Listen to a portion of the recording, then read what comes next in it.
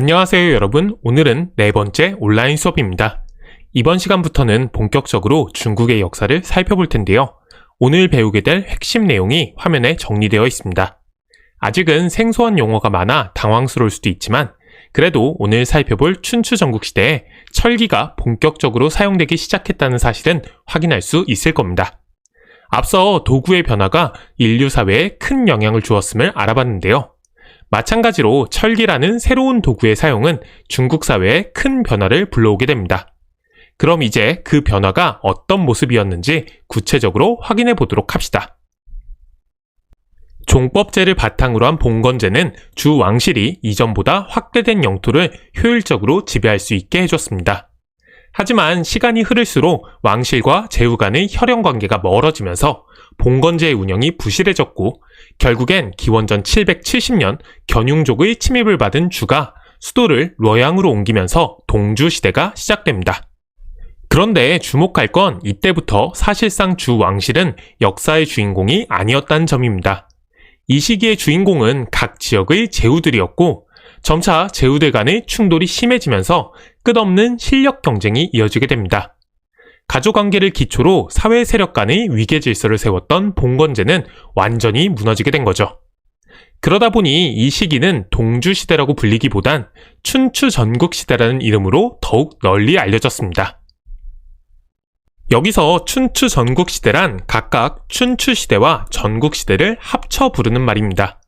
기원전 770년 주가 뤄양으로 천도한 시점부터 진이 중국 전역을 통일한 기원전 221년까지의 시기, 그러니까 500년이 넘는 긴 시기를 이르는 말이죠. 그 긴 세월 동안 각 지역의 제후들은 천하의 패권을 잡기 위해 경쟁하는데요. 이 과정에서 기원전 403년을 즈음하여 그 성격이 크게 한번 변합니다. 그 전반부인 춘추시대는 지역의 제후들이 서로 경쟁하면서도 주 왕실의 권위만큼은 인정했던 시기인데요. 다시 말해 제후 중에 가장 힘이 센 세력이 다른 제후국을 제압하고 주 왕실을 받들어 주변의 이민족인 오랑캐를 물리친다는 명분을 내세웠던 시기인 겁니다. 이렇게 춘추시대에 우위에 섰던 세력이 지도에 파란색 동그라미로 표시되어 있는 5나라인데요. 이를 춘추오패라고 하죠. 그런데 기원전 403년에 춘추오패 중 하나였던 진이 그 나라의 대부였던 세 가문, 조, 위, 한에 의해 쪼개지는데요. 이 즈음부터 여러 나라들 간의 전쟁이 더욱 치열해집니다. 이 시기에 제후들은 각자가 자신을 왕이라 칭하면서 주변 지역을 아예 점령하고 병합해버리죠. 이제 전국에 여러 왕이 등장하며 약육강식의 치열한 경쟁이 시작된 건데요.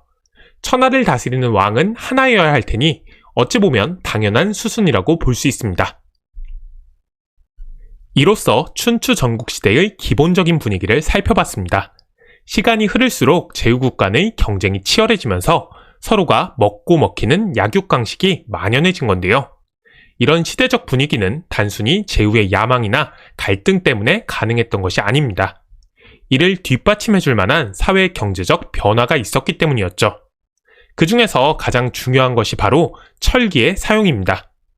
철기는 청동기보다 단단하고 날카롭게 재련할 수 있을 뿐만 아니라 재료를 구하기 쉬워 대량 생산이 가능했습니다. 그 결과 철로 만든 농기구와 무기를 쓸 수 있게 되었죠.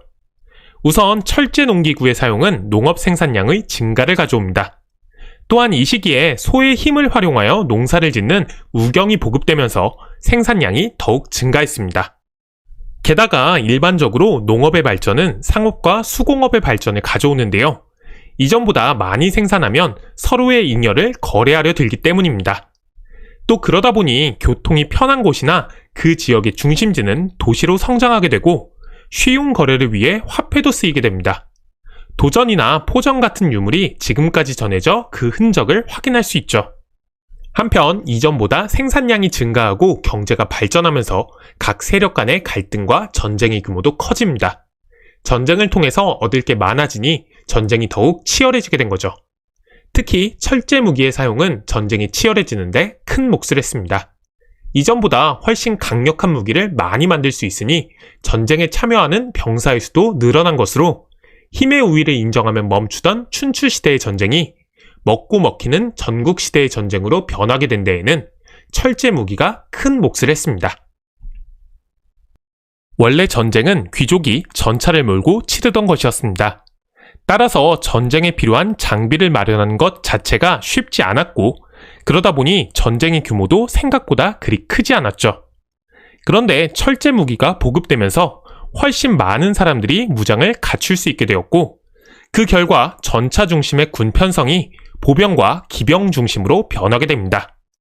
이로써 훨씬 대규모의 전쟁이 벌어졌고, 다른 세력을 굴복시키는 데서 만족하던 전쟁이 적을 완전히 제압하고 한 나라를 끝장내는 정복전쟁으로 변하게 된 것입니다. 그러니 이제 전쟁에서 패배하면 끝장입니다. 특히 시간이 흐를수록 수많은 제후국들이 사라지는데요. 크게 보면 전국 칠웅이라고 불리는 7나라가 남게 되면서 그 사이의 경쟁은 더욱 치열해지죠.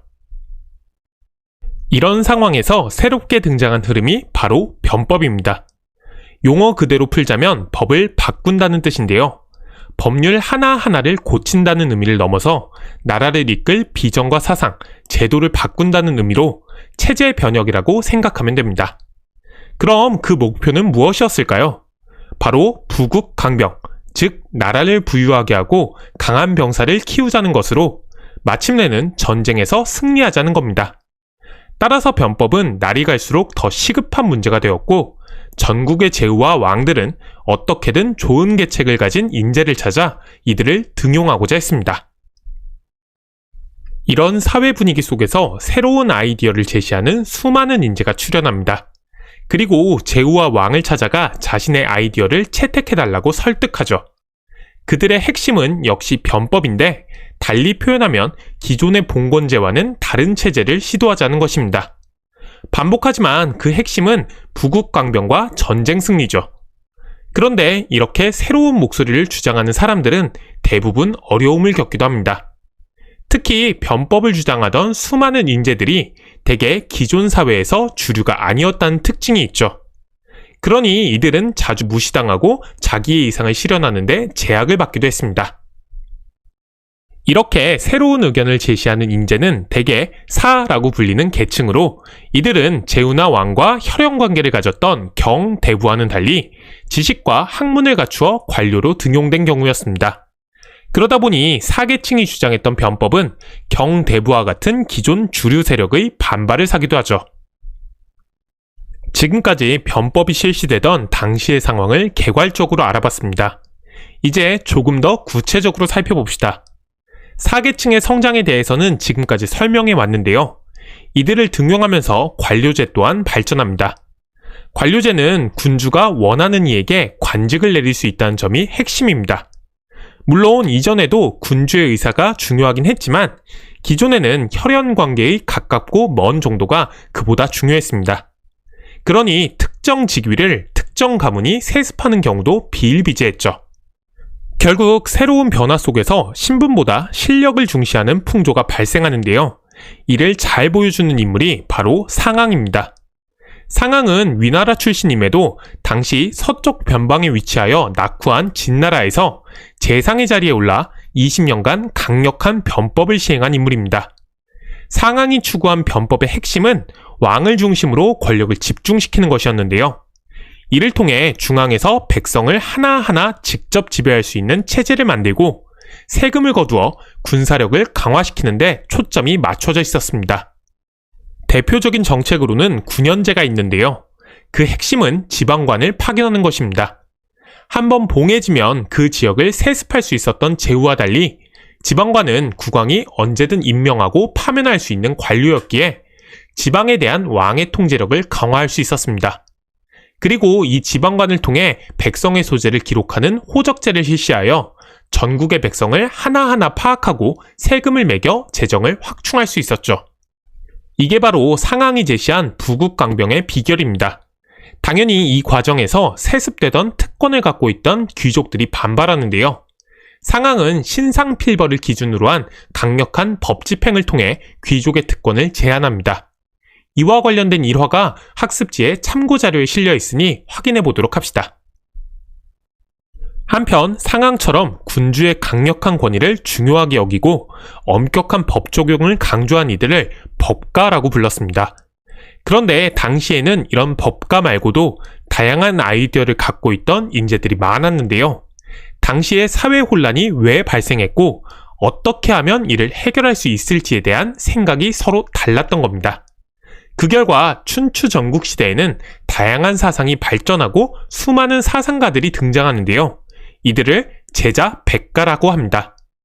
이 제자백가는 전국을 유랑하며 제후와 왕에게 자신의 생각을 설파하고 군주는 이들 중 자신의 마음에 든 인재를 관료로 채택해 다양한 개혁을 추진해갔던 겁니다. 여기서 제자는 여러 학자를, 백가는 수많은 학파를 의미합니다. 결국 춘추 전국시대에 엄청나게 많은 학자와 학파가 등장했다는 건데요. 중국 사상의 기본적인 틀이 이 시기에 정립되었다고 봐도 무방할 정도입니다. 그 중에서 대표적인 학파로 유가, 도가, 묵가, 법가를 꼽는데요. 화면에 그 사상적 조류를 이해하기 쉽게 풀어봤습니다. 상황과 같은 법가 사상가는 오른쪽 아래와 비슷한 생각을 했겠죠. 그럼 이제 수업을 마무리하며 제자백가 사상의 구체적인 주장을 살펴보도록 합시다.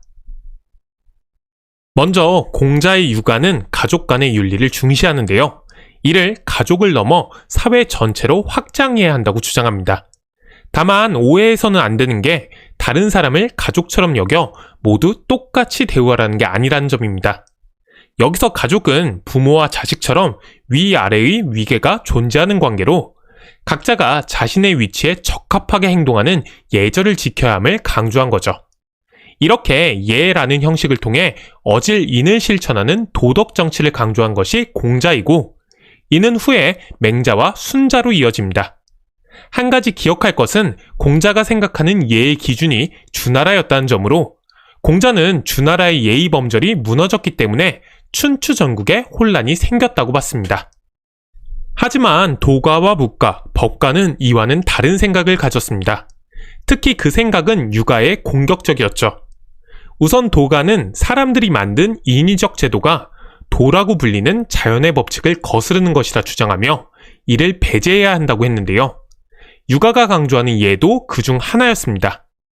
그래서 노자와 장자는 억지로 무엇인가 하려 하지 않고 스스로 그러한 대로 살아야 한다는 무비자연을 강조합니다. 묵가는 또 입장이 조금 다릅니다. 묵가는 가족윤리를 강조하는 유가의 논리가 차별적이라 여기고 차별 없는 사랑을 주장했습니다. 그래서 가족윤리의 바탕을 둔 신분보다는 개인의 능력을 중시하기도 했죠. 마지막으로 법가는 다른 측면에서 유가를 공격합니다. 유가에서 강조하는 예는 너무 무르다는 거죠. 따라서 강제성이 있는 법을 엄격히 적용하고 법을 제정하는 군주가 절대적인 권위를 가져야 한다고 봤습니다. 물론 여기서 법은 무조건적인 처벌은 아닙니다. 잘한 일이 있으면 상을 줄 수도 있는데요. 이때 신분이 높다고 더하거나 빼는 것이 아니라 정해진 원칙대로 시행해야 함을 강조한 거죠.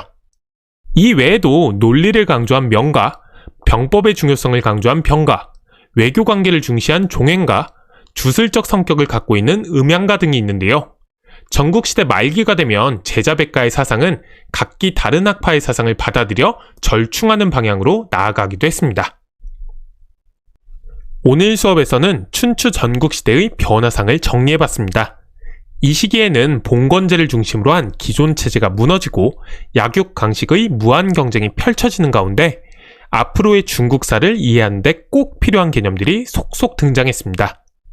여기에는 유가와 도가, 묵가와 법가 등 중국 사상을 대표하는 다양한 사상뿐만 아니라 관료제와 군연제로 대표되는 중앙집권적 통치체제를 꼽을 수 있습니다. 이제 다음 시간에 만나게 될 중국 최초의 제국인 진과 한에서는 오늘 살펴본 새로운 개념들이 질서를 갖추어 정리되고 하나의 체제를 만들어가게 되는데요. 그 구체적인 내용을 알아보기 위해서라도 오늘 수업에 등장한 새로운 개념들을 다시 한번 살펴보기 바랍니다. 자, 그럼 긴 수업 듣느라 고생했고 오늘 수업은 여기까지입니다.